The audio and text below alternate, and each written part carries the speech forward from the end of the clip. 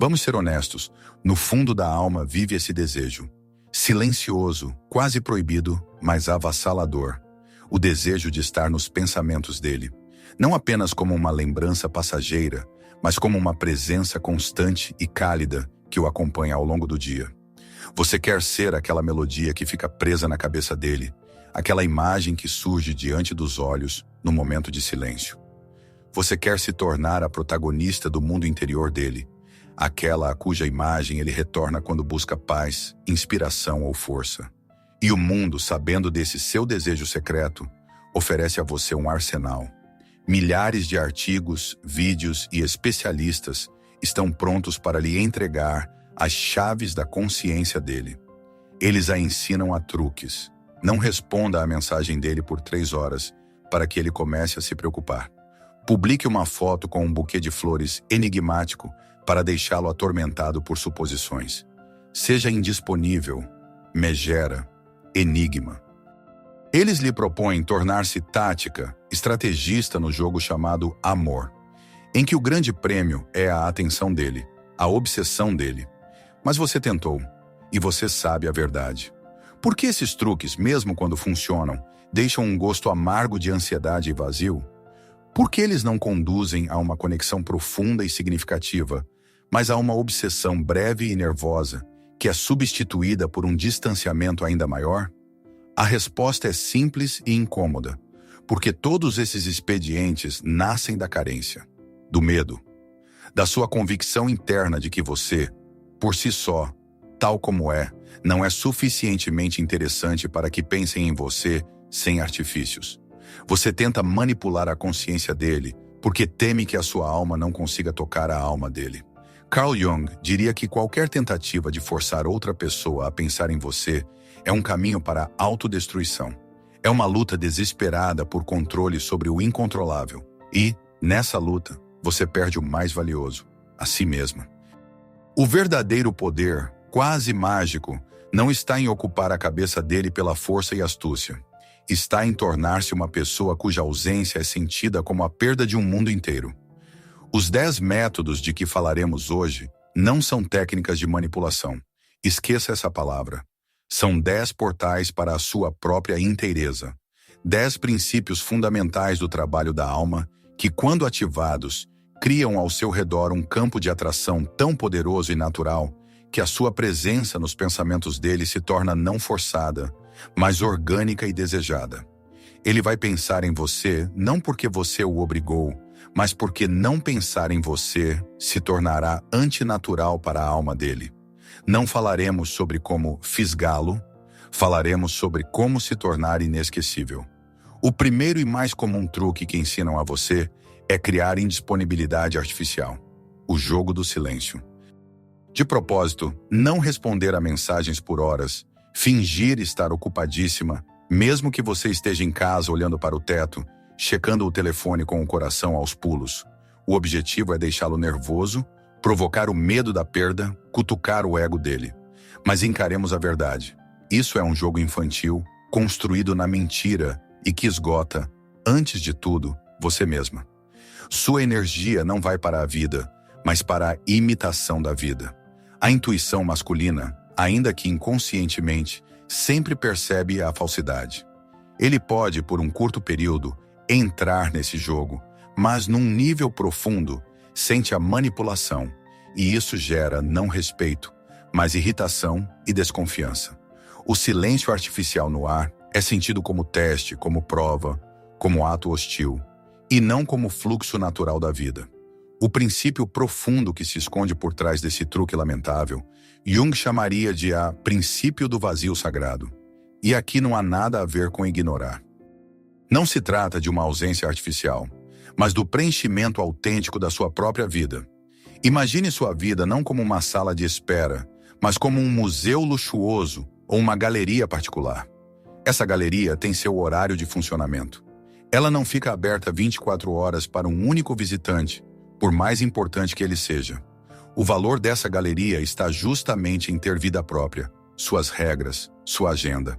Imagine sua vida como uma casa bela, ampla e ricamente decorada. Nela há uma biblioteca cheia de livros que alimentam sua mente.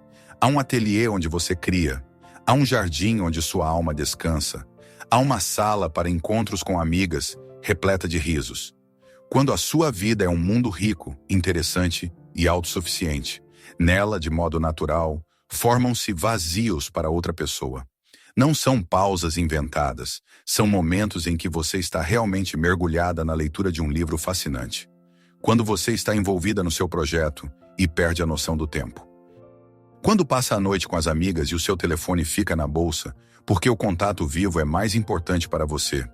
Esse vazio, essa sua ausência temporária, não o assusta nem o irrita. Ela intriga, porque é verdadeira. Ela não diz, estou jogando com você para fazê-lo sentir ciúmes. E sim, eu tenho meu próprio universo inteiro e radiante. E convido você a entrar, mas não espero que você se torne o centro dele. Ele começa a entender que você não é um satélite girando ao redor dele, mas um planeta à parte, com sua própria órbita e atmosfera. O inconsciente dele lê isso como um sinal de força e saúde. A psique sempre se atrai pelo que vive e cresce. Uma vida passada esperando uma mensagem é estática. Uma vida preenchida de paixão e sentido é dinâmica. A energia de uma mulher que vive à espera é como um vácuo. Ela suga a energia do outro, criando sensação de dívida e sufoco. A energia de uma mulher que vive plenamente é como um fogo acolhedor na lareira. Não exige nada, mas dá vontade de se aproximar para se aquecer. Os pensamentos dele começam, naturalmente, a tender para esse vazio. O que ela está fazendo agora? Em que ela pensa? Que mundo é esse que a absorve tanto? Ele começa a pensar em você, não pelo medo de perder, mas pelo desejo de tocar o mistério da sua autossuficiência. Ele quer fazer parte do seu mundo, não porque você o atraiu com artifícios, mas porque o seu mundo é belo por si só. O princípio masculino dele, o instinto de explorador e desbravador, desperta. Você se torna para ele não apenas uma mulher, mas um território inexplorado e sedutor que dá vontade de conhecer. Pare de fingir que você tem uma vida. Comece a vivê-la.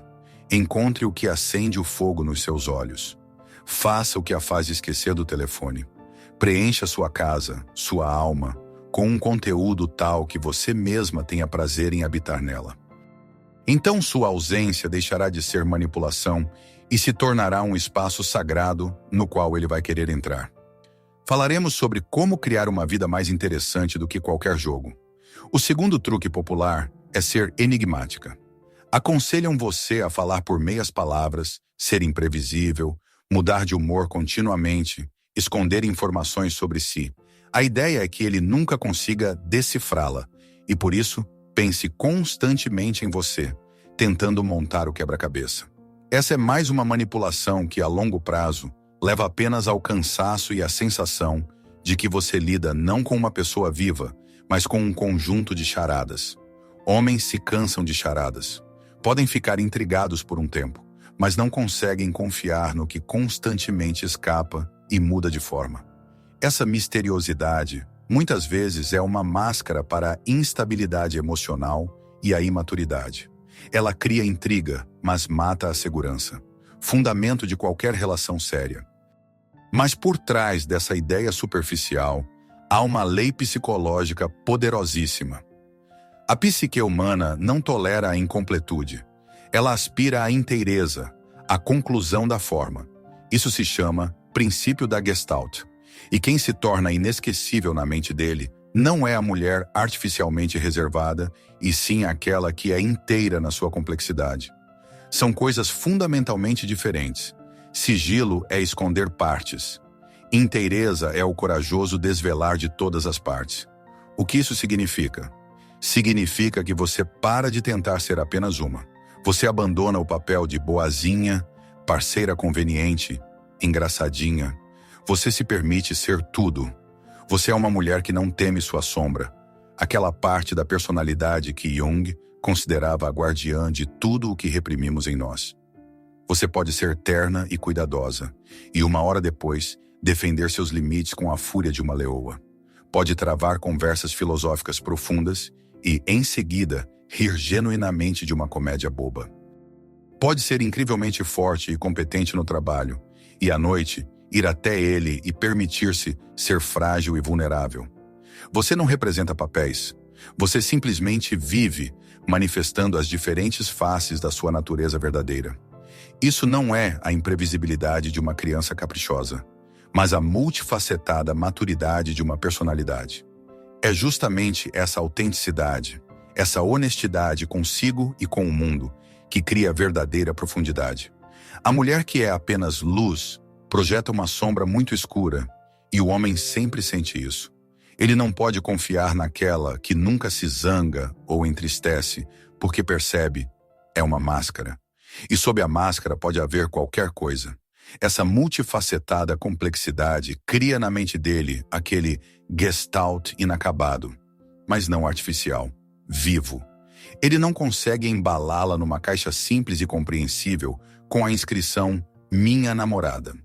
Você não cabe em nenhuma definição. Ontem ele viu sua sabedoria. Hoje, sua espontaneidade infantil. Amanhã verá sua ira justa. E a consciência dele voltará, repetidas vezes, à sua imagem, tentando reunir todas essas partes, alcançar sua profundidade, sua essência. A mente dele tenta não apenas resolver você, mas integrar sua imagem. E como você é viva e está em constante desenvolvimento, esse processo de integração nunca pode ser concluído.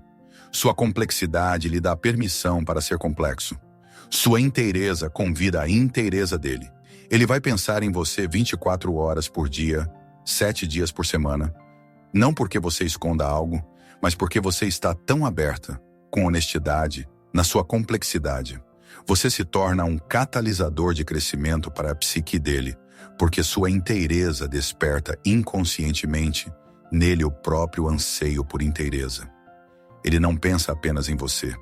Ele começa a pensar de outro modo sobre si mesmo, ao seu lado. E compreender você se torna para ele a viagem mais fascinante da vida. Pare de ser simples e entendível. Ouse ser verdadeira. Ouse ser tudo. O conselho seguinte, que você certamente já ouviu, é compartilhar os interesses dele.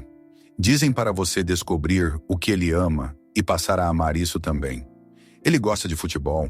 Estude as escalações dos times. Ele curte pesca? Compre uma vara. A ideia é criar a ilusão de afinidade, tornar-se o camarada dele. Esse é um caminho para lugar nenhum. É uma estratégia de autoaniquilação. Você pode se adaptar o quanto quiser, mas a falsidade sempre é sentida. Ele pode valorizar seu esforço, mas no nível da alma vai sentir o vazio, porque não está se relacionando com você, e sim com o reflexo dele mesmo. Nessa corrida atrás dos interesses dele, você perde os seus, dissolvendo-se nele, tornando-se uma cópia pálida, um eco. E quem quer construir a vida com o próprio eco? Tal mulher se torna conveniente, mas não valiosa. Ela vira pano de fundo da vida dele, e não coautora da história em comum. O princípio verdadeiro por trás dessa ideia é muito mais profundo. Não se trata de temas em comum para a conversa, mas de ressonância no nível da alma, no nível da ânima e do ânimos. É uma química invisível que surge não da coincidência de hobbies, mas da coincidência de vetores de vida. Como já dissemos, todo homem, segundo Jung, tem uma mulher interior, ânima, e toda mulher, um homem interior, ânimos. O ânimos da mulher não é apenas sua lógica, mas também seu vetor interno, seu ímpeto para o objetivo, sua paixão pelo conhecimento, sua missão invisível no mundo. É seu eixo espiritual, é seu porquê, sua força motriz. É aquilo que a faz levantar pela manhã, que preenche sua vida de sentido, mesmo que esse sentido esteja em servir à família, à arte ou ao trabalho. Quando a mulher está em contato profundo e consciente com seu ânimos, quando possui seu próprio fogo, sua paixão, seu trabalho que a inflama por dentro, ela começa a vibrar numa frequência muito particular. É a frequência do sentido, a frequência do propósito, a frequência do crescimento. E a alma do homem, sua ânima, reconhece essa vibração como familiar. É como dois diapasões afinados na mesma nota que passam a soar em uníssono, mesmo à distância. A alma dele ouve a sua e responde: aqui está alguém que também está a caminho. Aqui está alguém que também busca. A energia da mulher que falsifica interesse é a energia de quem pede. A energia da mulher incandescente no seu propósito é a energia de quem dá. Ela não pede nada, ela simplesmente irradia. Ele começa a pensar em você não porque vocês torcem para o mesmo time. Ele pensa em você porque, estando perto de você, inconscientemente sente em você uma parceira à altura para a grande viagem da vida. Sua paixão pelo seu próprio caminho, pelos seus objetivos, por mais modestos que sejam, acende a paixão dele. Pelo seu exemplo, você lembra a alma dele do próprio chamado. Sua energia torna-se fonte de inspiração para ele, e não mais uma obrigação. Ele observa como brilham seus olhos quando você fala do que ama, e isso reaviva algo há muito esquecido dentro dele. Pare de estudar o mundo dele. Comece a explorar, com devoção, o seu.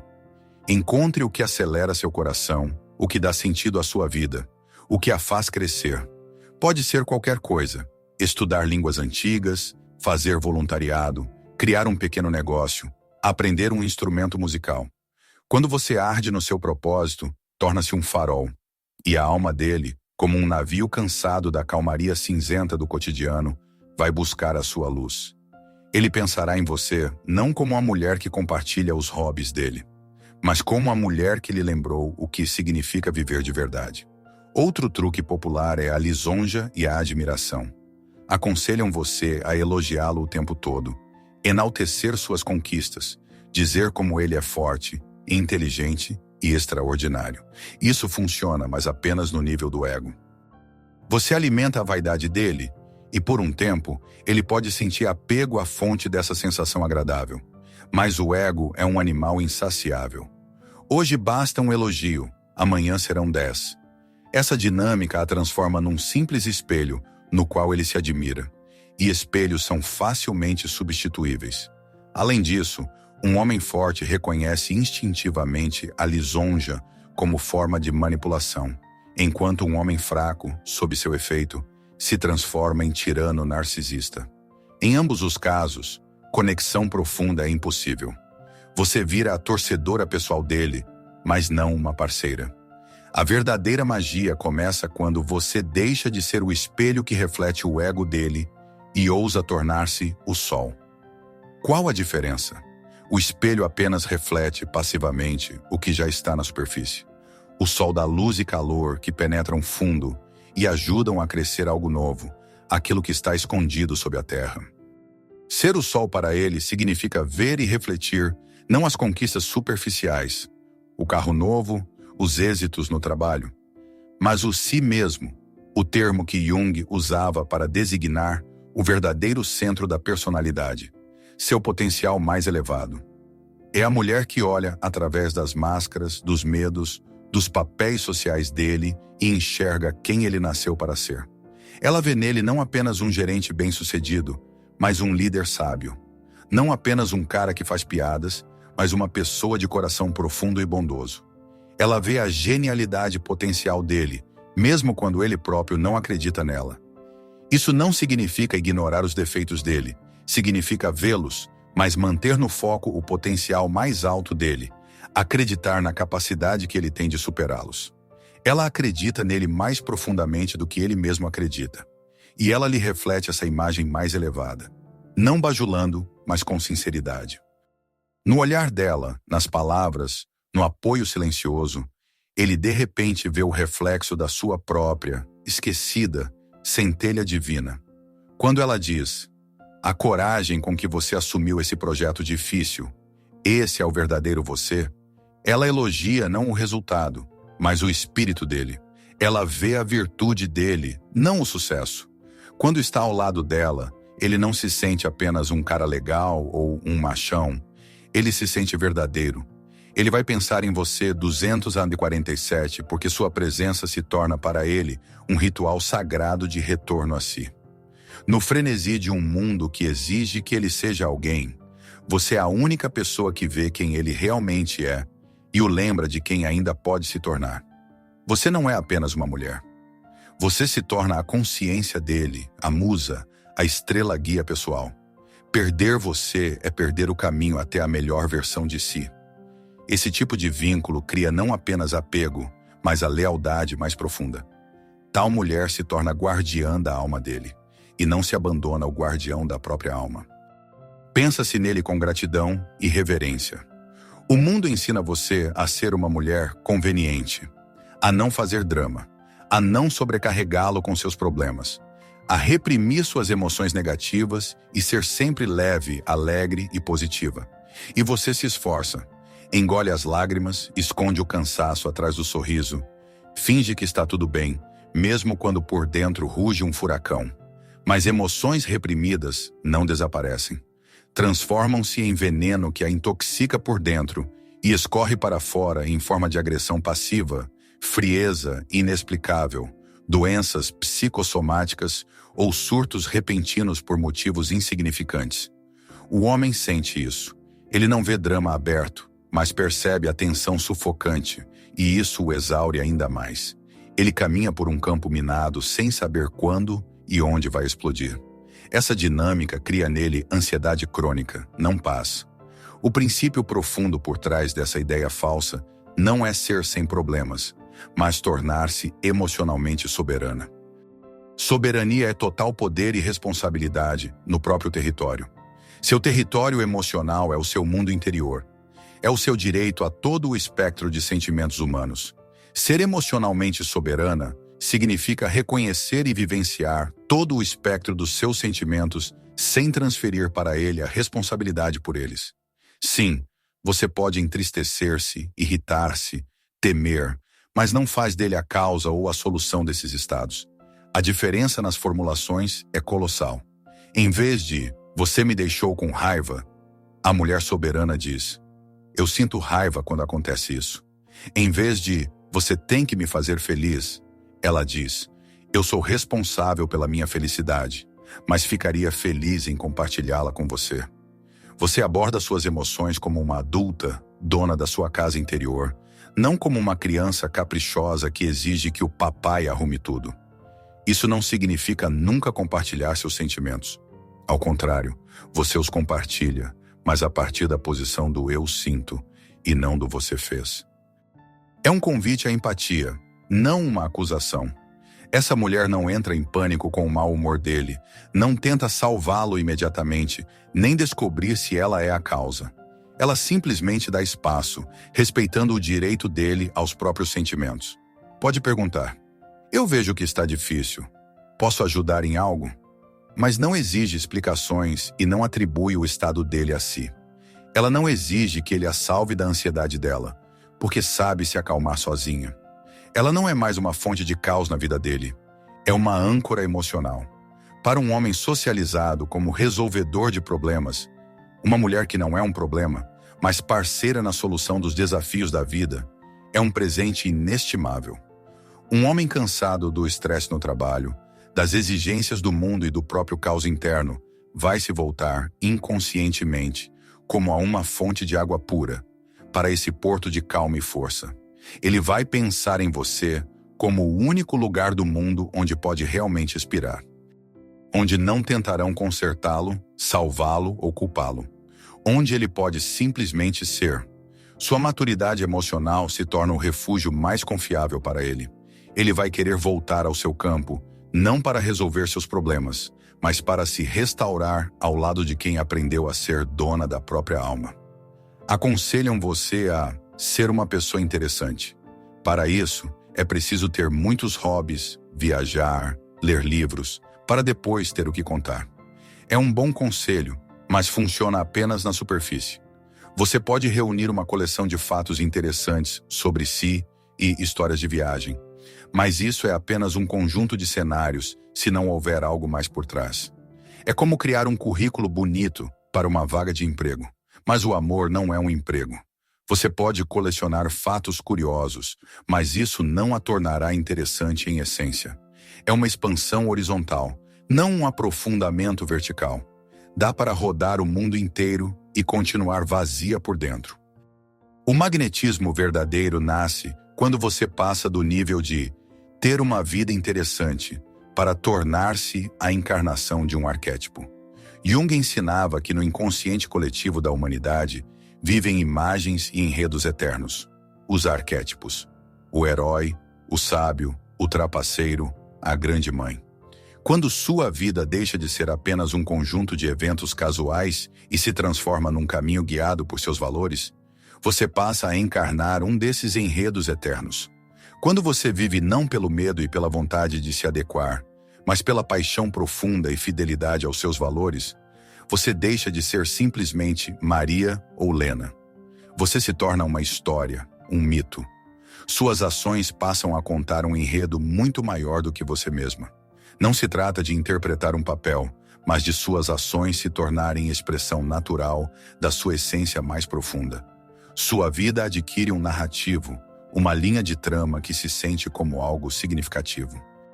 A mulher que abandona um trabalho estável, porém tedioso, para seguir seu sonho, mesmo sob risco de fracasso, encarna o arquétipo do herói no aspecto feminino, a guerreira.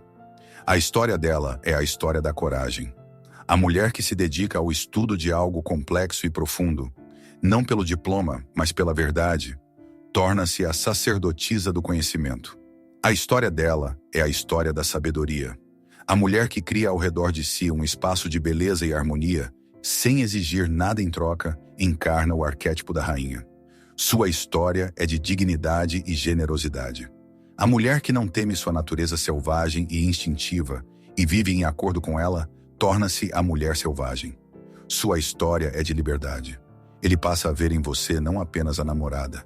Ele começa a perceber, inconscientemente nos seus atos, nas suas escolhas, na sua luz, ecos de grandes sagas e lendas. O inconsciente dele, que pensa em símbolos e não em fatos, vê em você algo eterno. As pessoas esquecem fatos biográficos, mas nunca esquecem mitos. Mitos ficam gravados na alma. Você ocupará um lugar no panteão interior dele. Deixará de ser apenas a mulher com quem ele dorme e vai ao cinema.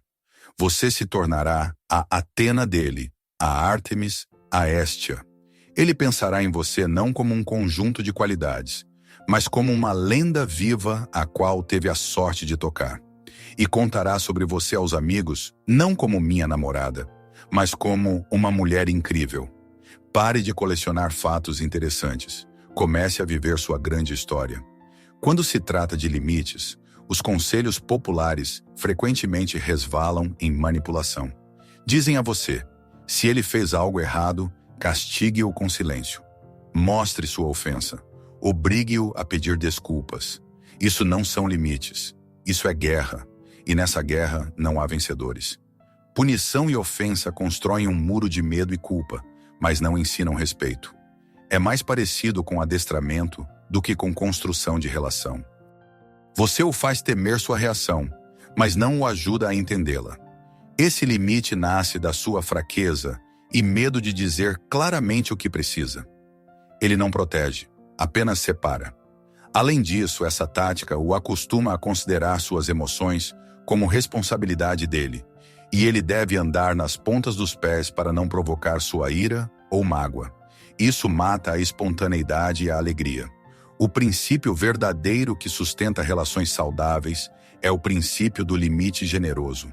Soa paradoxal, mas aí está a essência.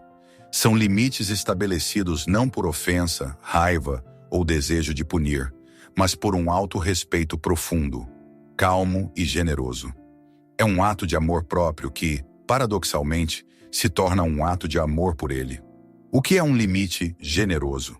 É um não claro, firme e sereno, que não contém acusação. Quando você diz, esse tom de conversa não me serve, vamos retomar quando estivermos calmos. Isso não é ataque. É a constatação de um fato sobre o seu território. Esse não diz, você é ruim e eu o castigo. Mas eu me valorizo e no meu território não se grita. Você não o ataca, você se protege. Esse limite é generoso porque dá a ele uma instrução clara e compreensível sobre como é possível se relacionar com você e como não é. Não o obriga a adivinhar a razão do seu mau humor. Dá a ele clareza. E o mais importante, dá respeito. Ao estabelecer tal limite, você comunica inconscientemente: eu o considero adulto e forte o suficiente para suportar meu não e tratá-lo com respeito. Você não o trata como criança, fala como igual. Você apela para a parte adulta dele, não para os medos infantis. Isso permite que ele preserve a dignidade e aprenda, em vez de se defender. Isso o ensina a respeitá-la no nível mais profundo e inconsciente. Respeito é um sentimento muito mais sólido e duradouro do que paixão ou até mesmo amor. O homem pode desejar muitas mulheres, mas respeita de verdade apenas algumas. A mulher cujos limites são claros, serenos e consistentes inspira justamente esse respeito. Ele passa a entender que lida com alguém que conhece o próprio valor. E ele vai pensar em você. Mas não com medo e ansiedade de como não magoá-la de novo. Ele pensará em você com um respeito profundo e interior pela sua força, pela sua inteireza, pela sua clareza. Você se tornará para ele o diapasão moral com o qual ele vai afinar seus atos. Seus limites não serão os muros de uma prisão, mas os corrimãos seguros na ponte da relação de vocês, que permitem avançar sem medo de cair. Fomos condicionados a pensar que o indicador de um bom relacionamento são as conversas profundas. Parece a você que se vocês não falam constantemente de coração aberto, a intimidade se esvai. E você tenta preencher qualquer pausa com palavras. No que você está pensando? Está tudo bem entre nós? Vamos conversar. Essa agitação verbal muitas vezes nasce da sua própria ansiedade. Você teme o silêncio porque o toma como vazio, sinal de distanciamento, presságio do fim. Você tenta colar com palavras uma rachadura, sem entender que não há rachadura, há apenas espaço para respirar. Você projeta o seu medo nele e o faz sentir-se culpado por sua necessidade natural de recolhimento e silêncio interior. Mas a verdadeira intimidade, aquela que penetra o tutano dos ossos, não se mede pela quantidade de palavras, e sim pela qualidade do silêncio. A capacidade de estar juntos em um silêncio confortável, pleno, sem ansiedade. Esse é o ápice das relações, sinal de uma união de almas autêntica. Imagine, vocês dirigem e cada um pensa em seus assuntos, mas no espaço entre vocês não há tensão. Há uma presença calma e cálida. Ou vocês estão sentados à noite com livros em cantos diferentes do cômodo, e o silêncio não oprime. Antes envolve como um cobertor aconchegante. Ou vocês apenas olham o pôr do sol e não há necessidade de dizer como é belo, porque ambos sentem da mesma forma. Esse silêncio não é vazio, está preenchido pela presença um do outro. Está cheio de confiança, está cheio de aceitação. Não é ausência de comunicação, é sua forma mais elevada, não verbal. Esse silêncio fala mais alto do que muitas declarações de amor. Ele diz: ao seu lado, estou tão seguro que não preciso fingir nem entretê-lo. Posso apenas ser eu, e dou a você o direito de ser você. Nesse silêncio não há solidão. Há um profundo nós. Homens que frequentemente processam informações e se restauram no silêncio interior, valorizam esse dom acima de tudo. A mulher que não teme o silêncio e não tenta rompê-lo torna-se, para ele, um verdadeiro abrigo. Ela não exige confirmação verbal constante do vínculo, porque sente esse vínculo num nível mais profundo. Esses momentos de união profunda e não verbal gravam-se na memória muito mais do que as conversas mais apaixonadas. Tornam-se âncoras emocionais, e a alma dele retornará a esses momentos, em pensamento, repetidas vezes, especialmente em dias cheios de estresse, caos e solidão. Quando o mundo gritar com ele por todos os lados, ele voltará, mentalmente, àquele silêncio que compartilhou com você. Sua presença silenciosa se tornará sinônimo de lar. Ele pensará em você como seu ponto pessoal de calmaria no meio do oceano revolto da vida. Aprenda a valorizar o silêncio. Pare de temer as pausas. Para isso, comece a fazer as pazes com o silêncio a sós. Quando você estiver confortável no próprio silêncio, poderá compartilhá-lo generosamente com o outro. Talvez o conselho mais destrutivo dado às mulheres seja ser perfeita. Estar sempre impecável, nunca se irritar. Ser sempre meiga, boa e compreensiva. Você gasta uma quantidade colossal de energia para esconder suas imperfeições, ocultar seus sentimentos feios, mostrar ao mundo e a ele apenas sua melhor versão, editada. Você cria uma fachada bela, mas sem vida. Torna-se uma boneca de porcelana. Pode-se admirar uma boneca, colocá-la na prateleira, mas é impossível construir uma relação viva com ela. E ele, olhando para essa fachada de perfeição, sente-se ainda mais só e defeituoso em sua própria imperfeição. Sua idealidade sublinha as falhas dele e cria um abismo. Ele jamais poderá relaxar ao seu lado, porque temerá constantemente quebrar sua imagem perfeita ou não estar à altura. A abordagem junguiana propõe algo radicalmente oposto. Não esconder, mas integrar conscientemente sua sombra e permitir que ele a veja. Lembremos, sombra é tudo aquilo que consideramos em nós inaceitável e por isso reprimimos. Nossa raiva, inveja, preguiça, vulnerabilidade, selvageria. Isso não é mal, é apenas a parte não iluminada da nossa personalidade. Integrar a sombra não significa ceder aos vícios. Significa admitir, sim, isso também sou eu. Posso ser não apenas luz, mas também escuridão. É um processo ativo de autoconhecimento. É olhar para seu ciúme e perguntar, qual medo meu está por trás disso? Olhar para sua raiva e perguntar, que limite meu foi violado? É parar de projetar suas qualidades sombrias nele. Não sou eu que sou má, foi você que me provocou. E assumi-las. Agora sinto muita raiva e preciso entender por quê. É coragem para ser honesta consigo. A mulher inteira que aceitou sua sombra não teme mostrar sua raiva quando seus limites são violados. Não teme admitir sua fragilidade e pedir ajuda. Não teme parecer tola ou estar errada. Ela irradia autenticidade que desarma. Ela está viva. Quando o homem vê diante de si, não uma imagem ideal, mas uma pessoa viva, real, imperfeita, acontece um milagre. Instintivamente, ele deixa de temer ser imperfeito ao lado dela. Entende que também pode estar cansado, zangado, confuso. Sua coragem de ser verdadeira dá a ele permissão para ser verdadeiro. Dissipa-se a enorme tensão de ter que corresponder à imagem do homem forte. Sua inteireza convida a sombra dele a sair da clandestinidade e ser vista. Ele vai pensar em você como a única pessoa no mundo diante da qual se pode tirar todas as máscaras. Diante da qual não é preciso fingir ser forte, bem-sucedido e sempre certo. Diante da qual se pode apenas ser. Essa é a forma mais elevada, rara e valiosa de intimidade. Não a intimidade de duas fachadas perfeitas, mas de duas almas reais com todas as cicatrizes e sombras. Ele ficará ligado a você por fios invisíveis de gratidão por esse dom. O dom de ser visto e aceito por inteiro, não apesar de, mas incluindo tudo. E chegamos à culminância. Ao princípio mais poderoso e mais assustador. O truque superficial em que ele se baseia é o jogo do aproxima-afasta.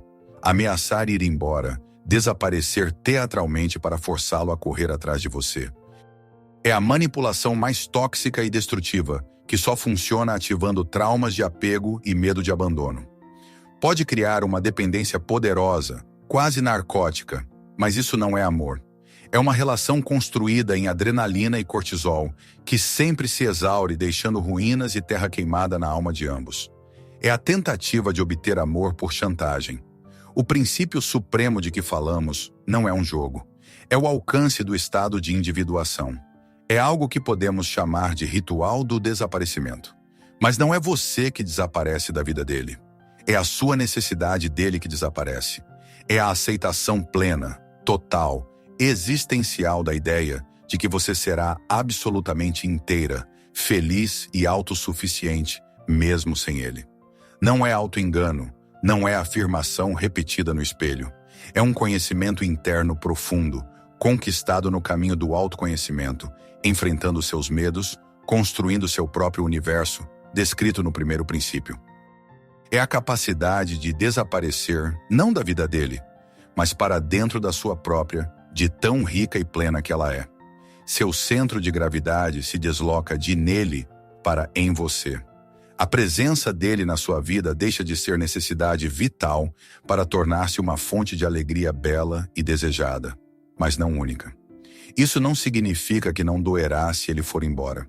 Significa que você sabe que dará conta, que o seu mundo não desabará, porque o fundamento dele é você mesma. O paradoxo, coroa de toda a psicologia profunda, é que no exato momento em que você está sincera e profundamente pronta para deixá-lo ir, quando a partida dele deixa de ser o fim do mundo para você, é justamente nesse momento que você se torna absolutamente e completamente insubstituível. Por quê? Porque das relações de vocês sai o último grama de medo, a última gota de necessidade, a última sombra de manipulação. O seu amor por ele se torna absolutamente puro. Você está com ele não porque precisa, mas porque o escolhe. Todos os dias, livre e conscientemente. E essa liberdade de escolha é sentida por ele como o maior dos elogios. Ele entende que você está com ele não por medo da solidão, não por dependência financeira, não por hábito, mas simplesmente porque a sua alma quer estar ao lado da alma dele. E ele sente isso. No nível mais profundo, instintivo, ele entende que ao seu lado está um ser livre que pode, a qualquer momento, ir embora, não porque ficou magoado, mas porque o caminho dele segue em outra direção.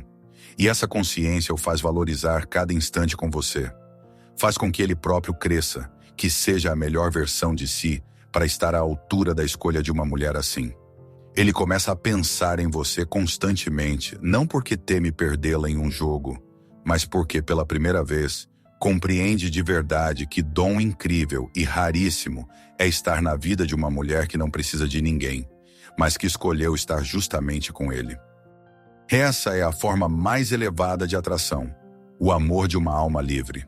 Começamos esse caminho buscando 10 truques psicológicos, buscando botões a apertar para obter o resultado desejado. E no fim, encontramos 10 caminhos até a própria alma. Entendemos que o objetivo não é ocupar à força os pensamentos dele, mas ocupar de modo tão pleno e apaixonado a própria vida que sua energia, por si só, se torne um ímã irresistível. A verdadeira magia não começa quando você busca feitiços para enfeitiçá-lo, mas quando você começa com reverência a estudar o texto sagrado da sua própria alma. Quando o seu foco muda da pergunta, como faço para ele gostar de mim? Para quem eu sou de verdade? Ele vai pensar 247 não na que tenta ser a imagem perfeita de revista. Não na que dominou todas as técnicas de manipulação, mas na que ousou ser verdadeira, na que tem a vida preenchida de sentido, na que se respeita, na que pode compartilhar não só as palavras, mas também o silêncio. Na que não teme sua própria sombra, na que é livre a ponto de seu gesto de ficar com ele ser o maior dos presentes. Se esses 10 princípios ressoaram em você, não como técnicas, mas como uma verdade há muito esquecida, se você sentiu que isso não é uma instrução, e sim um chamado ao despertar, então sua alma já está pronta para essa jornada. Não guarde essa luz só para você. Compartilhe este vídeo com alguém que também busca respostas, batendo em portas fechadas. Deixe um comentário contando qual princípio tocou você mais profundamente. E inscreva-se neste canal para, junto conosco, parar de buscar métodos e começar a encontrar a si mesma. Porque a única maneira de se tornar inesquecível para o outro é, enfim, tornar-se inesquecível para si mesma.